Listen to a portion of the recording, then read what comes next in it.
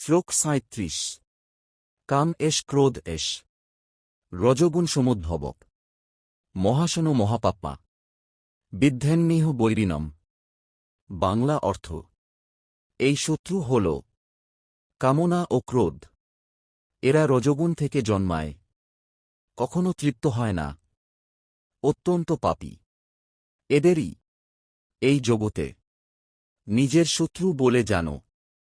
সংক্ষিপ্ত শিক্ষা: সবচেয়ে বড় শত্রু লোভ ও রাগ, সবচেয়ে বড় শক্তি সংযম। শ্লোক ৩৮।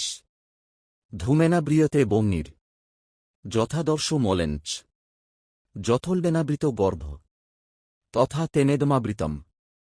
বাংলা অর্থ: যেমন আগুন ঢেকে যায় ধোঁয়ায়, আয়না ঢেকে যায় ময়লায়, গর্ভ ঢেকে থাকে ঝিল্লিতে, তেমনি জ্ঞান ঢেকে যায় কামনা দ্বারা।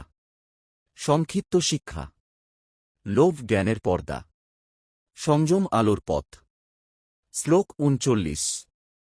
আবৃতম জ্ঞানমেতেন জ্ঞানীন নিত্যবৈরিণা কামরূপেন কৌন্তে দুষ্পুরেণানলেঞ্চ। বাংলা অর্থ: হে কৌন্তে অর্জুন, এই কামরূপ শত্রু মানুষের জ্ঞান ঢেকে দেয়, এক্ষণও পূর্ণ হয় না, আগুনের মতো জ্বলে।